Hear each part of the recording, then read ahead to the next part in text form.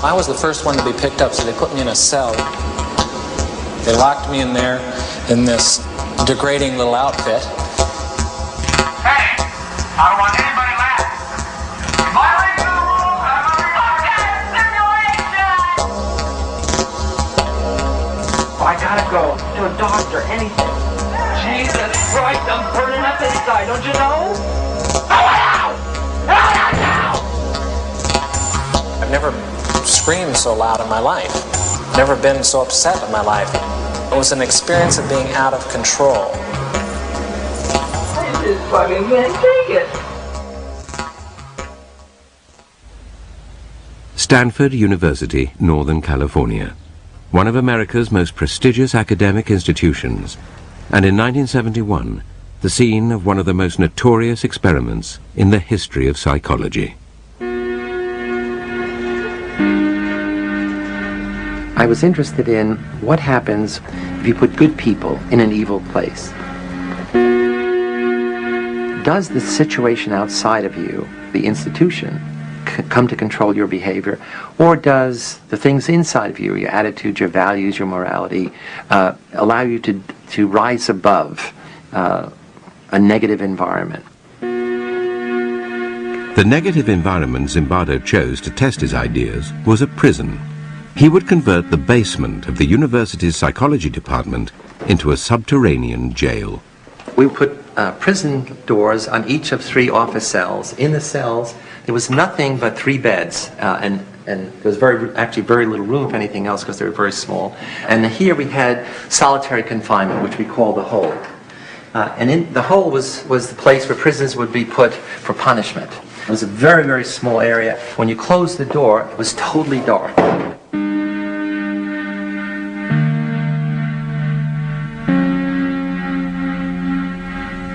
All the guards wore military uniforms, and we had them wear these silver reflecting sunglasses. And what it does is you can't see someone's eyes, and so that loses some of the humanness, the humanity. In general, we wanted to create a sense of power. That is, the guards as a category are people who have power over others, in this case, power over the prisoners. A decade earlier, psychologist Stanley Milgram had also looked at how we respond to authority. In order to understand how people were induced to obey unjust regimes and participate in atrocities such as the Holocaust, he set up an experiment. Volunteers were told they were taking part in scientific research to improve memory. Would you open those and tell me which of you is which, please? Teacher. Learn. Separated by a screen, the teacher would ask the learner questions in a word game and administer an electric shock when the answer was incorrect. He was told to increase the voltage with each wrong answer. Cloud. Horse. Rock. House. Answer. Wrong. 150 volts. Answer. Horse. Experiment. That's all. Get me out of here. Get me out of here, please. Continue, please. Go right on. I refuse to go on. Let me out. You refuse to go on? The experiment requires you continue, teacher. Please continue. Participants didn't know that the learner was really an actor and the so-called shocks harmless. You're going to get a shock. 180 volts. Oh. I can't stand the pain. Let me out of You here. can't stand it. I'm not going to kill that man there. I mean, who's going to take the responsibility if anything happens to that gentleman? I'm responsible for anything that happens here. Continue, please. All right, next one. Slow. Walk, dance, truck, music. Two-thirds of volunteers were prepared to administer a potentially fatal electric shock when encouraged to do so by what they perceived as a legitimate authority figure. In this case, a man in a white coat. 375 volts. I think something's happened to that fellow in there. I don't get no answer. He was hollering with less voltage. Can't you check in and see if he's all right, please? Milgram's findings horrified America.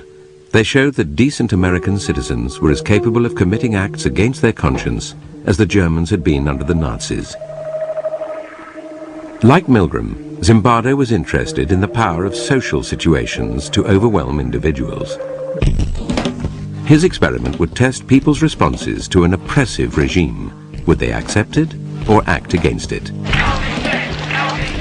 Zimbardo's experiment was conducted against a backdrop of civil rights activism and protest against the Vietnam War. There was a sense of student power, student dominance, and student rebellion against authority in general. It was from the student body that Zimbardo selected his participants. After passing tests to screen out anyone with a psychological abnormality, they were paid $15 a day. Each was randomly assigned to the role of guard or prisoner. It was a prison to me. It still is a prison to me. I don't look on it as an experiment or a simulation. It was just a prison that was run by psychologists instead of run by the state. I was 20, and that September I was going to college, and it would be nice to have a summer job, but there sure wasn't a lot of time left. And I looked in the want ads, and I found this thing which was just going to fit. It was just 2 weeks. Once you put a uniform on and are given a job to keep these people in line, you really become that person. Once you put on that khaki uniform, you put on the glasses, you take the nightstick.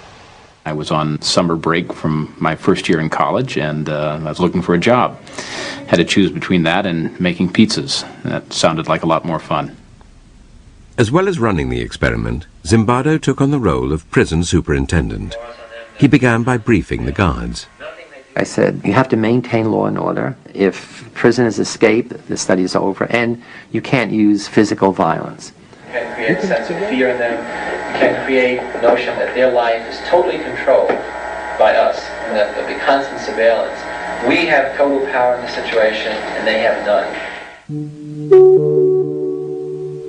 Prisoners were brought to the basement prison, blindfolded, to confuse them about their whereabouts. They were stripped and deloused.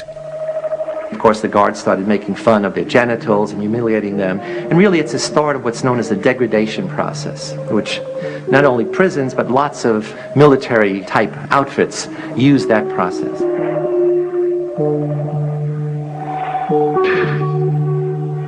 When I first got here, even though I had to strip, and they would call me names, I still didn't feel at all like I was in the prison. I was just looking at it as a job. I recall sort of walking up and down the very short hallway, which was the prison hall, and looking in on the prisoners, and they're basically lounging around on their beds. I felt it was like the day in summer camp. The first day I said, this might be a very long, very boring experiment, because it's conceivable nothing will happen. I arrived independently at the conclusion that this experiment must have been put together to prove a point about prisons being a cruel and inhumane place, and therefore I would do my part, to help those results come about. I was a confrontational and arrogant 18-year-old at the time, and I said somebody ought to stir things up a bit here.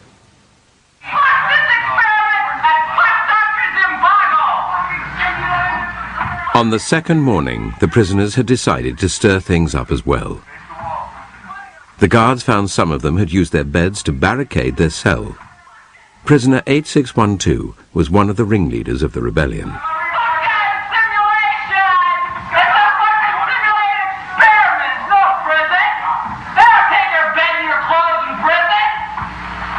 Initially, I was stunned. I didn't expect a rebellion because not much happened. I mean, it wasn't clear what they were rebelling against, but they were rebelling against the status, rebelling against being anonymous, against having to follow orders from these other students. As punishment for the rebellion, prisoner 8612 was put in the hole, and the guards turned on the other prisoners. The guards felt that they now have to up the ante of being tough. The prisoners made the mistake of beginning to use profanity against the guards in a very personalized way. So not against the guards, but, you little punk, you big shit, and so forth. And the guards got furious. Everybody out! Well, gentlemen, here it is time for count. Prisoners were repeatedly woken in the middle of the night. The guards made them do menial, physical tasks and clean out toilets with their bare hands. We made it a point to not give them any sense of comfort or what to expect, that anything could happen to them at any time, including being rousted from their sleep at any hour, and forced to stand up in a line and have me hurl insults at them and make them do exercises. When you interrupt people's sleep, they tend to become a little disoriented. And since there was no daylight in the prison, they had no idea whether it was night or day. I think that I was the instigator of this whole schedule of harassment. The harassment of the guards took its toll on rebellion leader 8612. He told Zimbardo he wanted to leave the experiment. Zimbardo responded not as a psychologist, but as a prison superintendent. I said, well, I can see to it the guards don't hassle you personally, and in return all I would like is some information from time to time about what the prisoners are doing. So essentially I'm saying I'd like you to be a snitch, an informer. And I said, think it over, and if you still want to leave, fine. Confused, prisoner 8612 returned to his cell and told the other prisoners that no one could leave.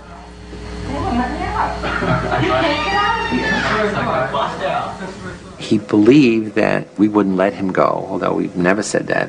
But the fact that he was the ringleader of the rebellion, and he told the other prisoners, they won't let you leave. And that really transformed the experiment into a prison. I was told that I couldn't quit. And at that point, I just felt totally hopeless. More hopeless than I'd ever felt before. Soon after returning to his cell, prisoner 8612 started showing signs of severe distress. God damn it! Fucked up! You don't know, I mean, God! I mean, Jesus Christ, I'm burning up inside, don't you know? I just fucking can't take it. He came up with a plan that if he acted crazy, we would have to release him. I'm so fucked up inside, I feel really fucked up inside, you don't know, I gotta go. To a doctor, anything. I can't say that, I'm fucked up, I don't know how to explain it, I'm all fucked up inside! Help me out!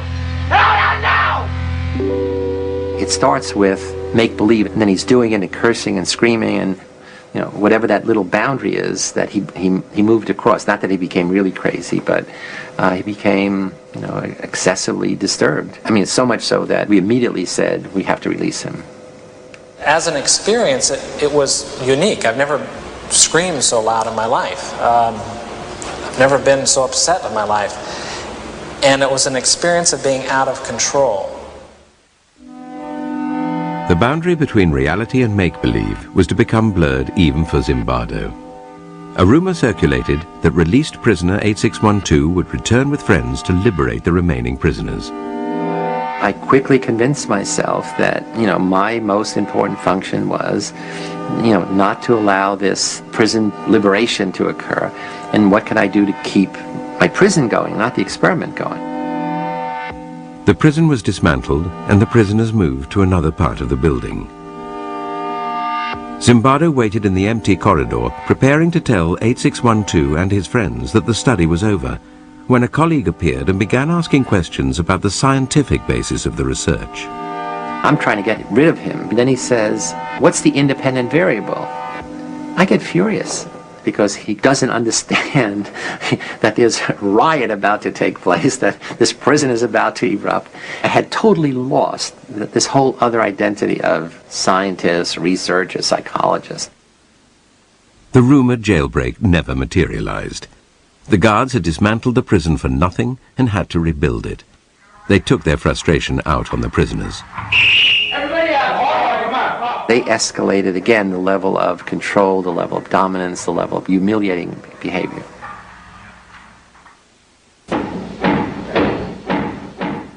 "819 was the next prisoner to rebel against the harassment of the guards. He barricaded himself in his cell and refused to take part in the count. You're not only not getting a cigarette, but for as long as the cell's blockaded, you're going to be in solitary when you get out.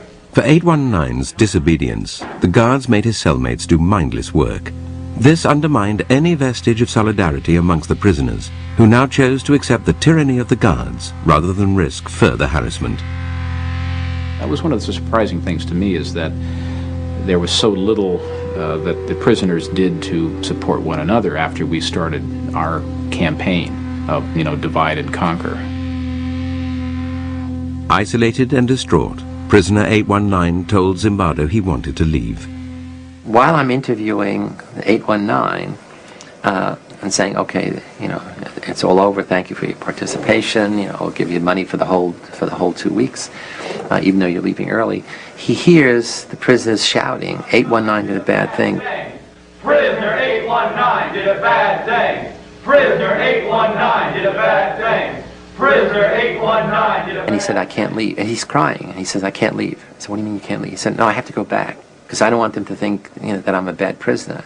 And that's when I really flipped out. That in such a short time, a college student's thinking could become so distorted. I said, you're not a bad prisoner. You're not a prisoner. And this is not a prison. And it was this thing where he opened his eyes. And it was just really like a cloud being lifted. Seeing things clearly, prisoner 819 reverted to his original request and was released. To replace him, the experimenters called in one of their reserves from the standby list. I got a phone call saying, are you still available as an alternate? Kind of cheery female secretary voice. I said, yes, sure. And so she said, could you start this afternoon? And I said, yes, sure. And my role in the experiment really began.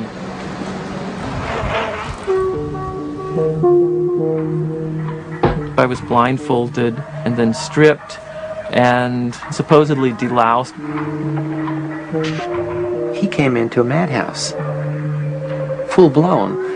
All of us had gradually acclimated to the increasing level of aggression, the increasing powerlessness of the prisoners, the increasing dominance of the guards. And he comes in and says, what's happening here to the other prisoners? And they said, hey, you better not make trouble. It's really terrible. It's a real prison.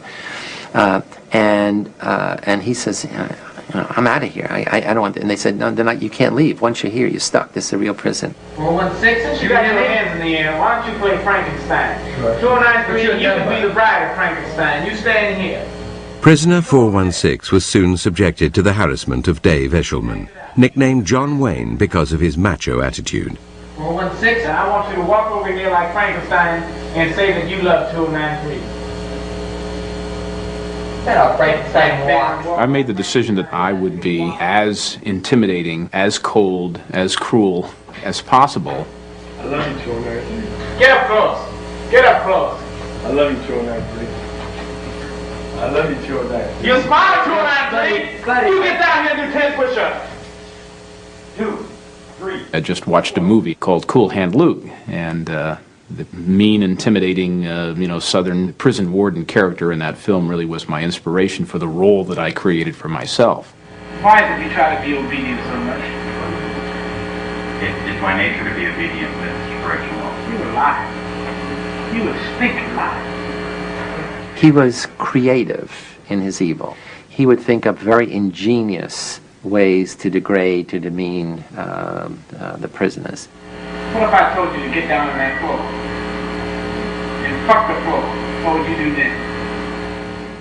One of the best guards was also on that shift, and instead of confronting this bad guard, the sadistic guard, essentially because he didn't want to see what was happening, he became the gopher. He would go out to get the food and things of this kind. And that left the John Wayne guard and another guard on that shift to be dominant. We were continually called upon to act in a way that just is contrary to what I really feel inside. Just continually giving out shit. It's just really one of the most oppressive things you can do. 416, while they do push-ups, you sing Amazing Grace. Ready? Down.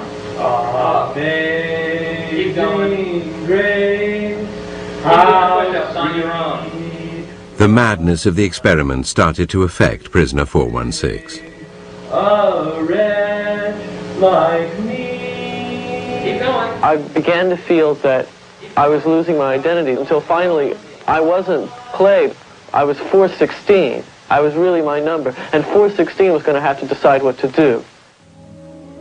Prisoner 416 decided to go on a hunger strike. They were pushing my limits, but here was a thing that I could do that could push their limits.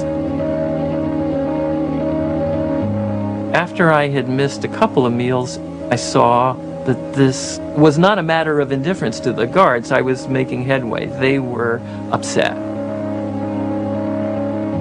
I thought, how dare this newcomer come in and try to change everything that we had worked for the first 3 days to set up, and by God, he's going to suffer for that.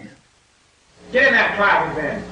Frustrated by his continued defiance, John Wayne threw prisoner 416 into the hole. After punishing the other prisoners for his disobedience, John Wayne encouraged them to vent their anger at 416 directly. Thank you, 416. Okay, 209. I'll try that myself. Thank you, 416. We would use our nightsticks to bang on the door, and we would kick the door so hard that, it must have, shaken him very seriously inside, scared the life out of him. He yelled at me and threatened me and actually sort of smashed a sausage into my face to try to get me to open up. But I didn't have any intention of eating until I was out.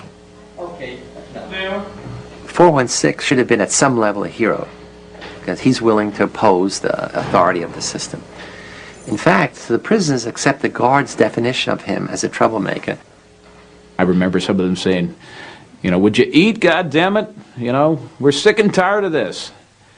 And, that was proof that, there was no solidarity, there was no support between the prisoners. While 416 was still in the hole, John Wayne made a final attempt to break him by giving his fellow prisoners a choice. They could vote to release him by making a small sacrifice. You can give me the blankets and sleep on the bare mattress, or you can keep your blankets and 416 will stay in another day. Now what will it be? I'll keep my blankets. What will it be over here? I'll keep my blankets. How about 546? I'll give you my blanket, Mr. Correctional Officer. You don't want his blanket. We got 3 in favor of keeping the blanket. We got 3, guess 1. Keep your blankets, 416, you're going to be in there for a while. So just get used to it. The study showed that power corrupts, and how difficult it is for people who are the victims of abuse to stand up and defend themselves. Why doesn't anybody who is being abused by a spouse or something like that just say, stop it? And we realize now that that's not as easy as it sounds. By the end of the 5th day, 4 prisoners had broken down and been released. 416 was on the 2nd day of his hunger strike, and the experiment still had another 9 days to run. At this point, a fellow psychologist visited Zimbardo's basement prison and would witness the brutality of the experiment firsthand. The guards had lined up the prisoners to go to the toilet, had bags over their head, chains on their feet, and were marching by, and I looked up and I saw this circus, this parade, and I said, hey Chris, look at that. I looked up and I just began to feel sick to my stomach. I had this just chilling, sickening feeling of watching this, and I just, I just turned away, and I just let loose in this emotional tirade. I just lost it. I was angry, scared, I was in tears. And I'm furious. I'm saying, you're supposed to, we had a big argument. You're supposed to be a psychologist. This is this interesting dynamic behavior in such a few days. But I'm going through this whole thing, the power of the situation. She says, no, it's that young boys are suffering, and you are responsible. You're letting it happen. I said, oh my God, of course you're right. The next day, Zimbardo ended the experiment. Studies like his stimulated heated debate about the ethics of using human subjects. Clearly, young men suffered, verbally, physically. Prisoners felt shame in their role, guards felt guilt.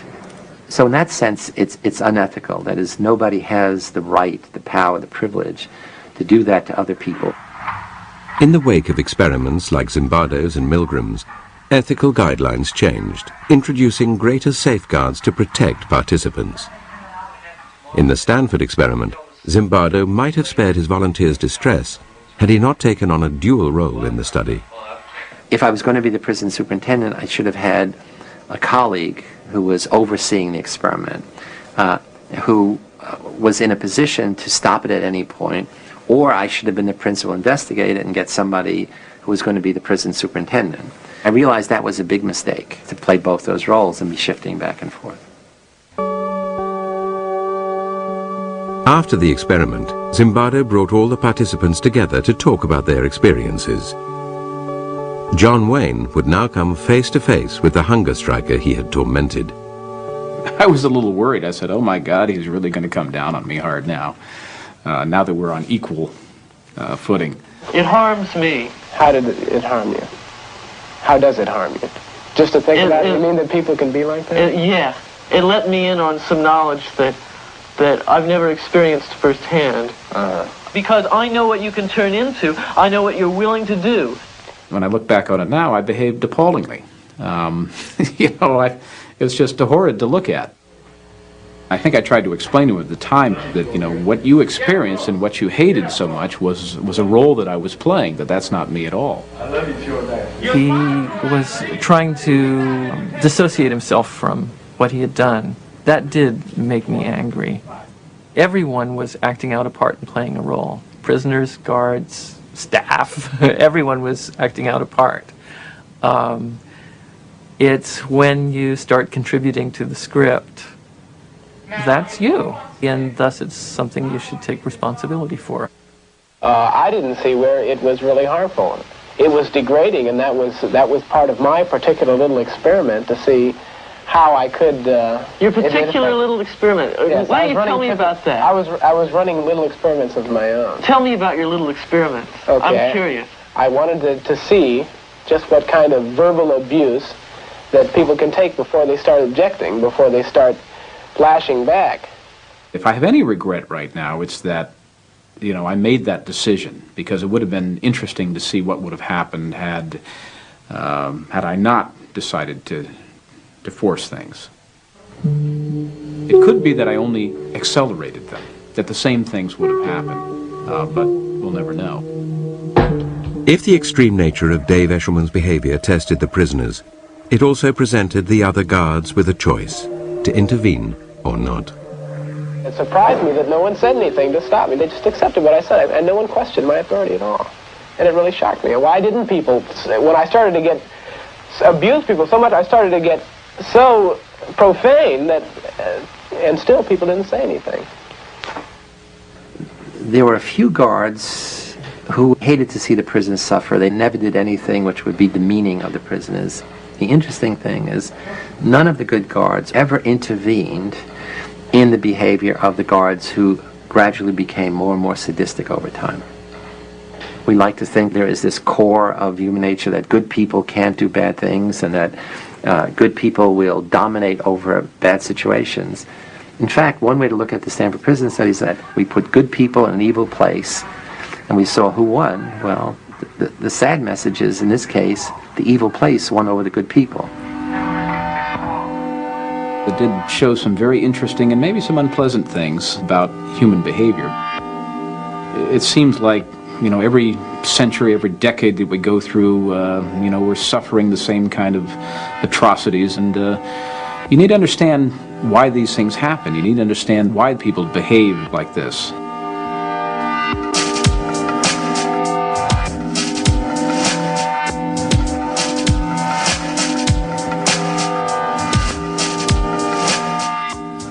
There's a similar experiment starting this Tuesday night on BBC Two. Details coming up next.